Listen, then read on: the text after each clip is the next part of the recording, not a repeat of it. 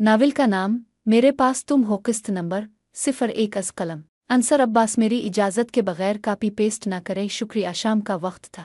कराची के पुराने इलाके लियाकत आबाद की एक बोसीदा सी गिल्ली में गुरूब होता सूरज आज़ा के चेहरे पर सुनहरी रोशनी बखेर रहा था। वो सिलाई मशीन पर झुकी किसी शादी के जोड़े में मोती टानिक रही थी। इसकी उम्र बमुश्किल 22 बरस थी, मगर चेहरे पर एक ऐसी संजीदगी थी जो वक्त से पहले बालिग होने वालों की निशानी होती है। आज़ा की जिंदगी में बचपन कभी आया ही नहीं था। उसके माँ बाप एक कार हादसे में इस वक्त जाँ बहक हो गए थे जब वो सिर्फ 13 साल की थी। इस रात की यादें अब भी उसके जहन में किसी जहर की तरह महफूज थीं। इसके वालिद एक छोटे से प्राइवेट स्कूल में हिसाब के उस्ताद थे और वालिदा घर में बच्चों को कुरान पढ़ाती थी। उनकी जिंदगी सादा मगर पुरवकार थी। हादसा एक सर्द दिसंबर की रात को हुआ जब दोनों मियाँ बीवी आज़ा के मामों के घर से वापस आ रहे थे। गाड़ी एक नशेई ड्राइवर के ट्रक से टकरा गई। खबरों में सिर्फ एक सत्र आई, 2 अफराद जाँ बहक। हादसा नशे की हालत में ड्राइविंग करने वाले ट्रक ड्राइवर के सबब पेश आया, लेकिन इस एक सत्र ने आज़ा से इसकी पूरी दुनिया छीन ली। अब वो खाला के घर आ गई थी, जो खुद 5 बच्चों की माँ थीं और गुर्बत की दीवार से टेक लगाए जीती थी। आज़ा ना तो बोझ बनना चाहती थी, ना तर्स की भिखारी। इसने सिलाई सीखना शुरू की और आहिस्ता आहिस्ता अपने हाथों की महारत से लोगों के दिल जीतने लगी। मोहब्बत की पहली रोशनी। फरहाद इसी गिल्ली का एक आम सा लड़का मगर गैर मामूली दिल वाला इंसान था। वो सरकारी स्कूल में उस्ताद था, छोटे छोटे बच्चों को उर्दू और इस्लामियात पढ़ाता था। वो अक्सर शाम के वक्त महल्ले के बच्चों को मुफ्त पढ़ाने के लिए चबूतरे पर बैठा करता और आज़ा कभी कभार सिलाई करते करते इसकी आवाज़ सुनती रहती। एक दिन इसकी सिलाई मशीन ख़राब हो गई।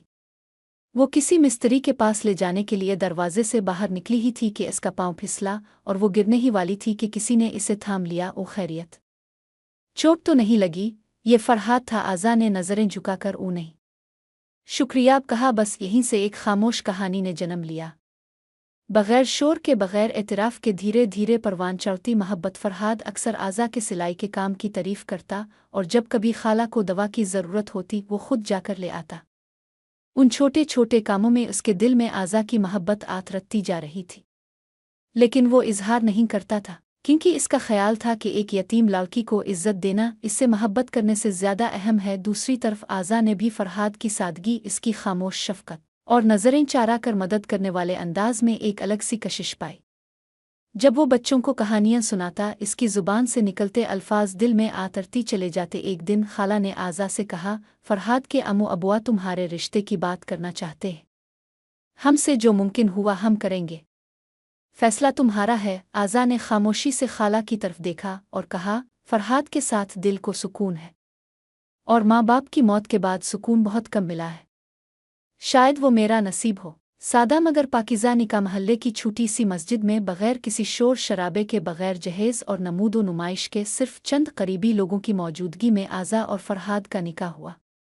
इस दिन आज़ा के चेहरे पर पहली बार एक मुकम्मल औरत की चमक थी, मोहब्बत के सच में भीगी हुई और इज़्ज़त के आंचल से ढकी हुई। फरहाद ने इस रात आज़ा से कहा, मैं तुम्हें दुनिया के महल नहीं दे सकता, लेकिन इज़्ज़त ज़रूर दूंगा। तुम्हारे पास बस मैं हूँ और मेरे पास तुम हो। आज़ा ने पहली बार उसकी आंखों में आंसू देखे, शुक्र के, मोहब्बत के और उस प्यार के जो अल्फाज से ज़्यादा अमाल में छुपा था।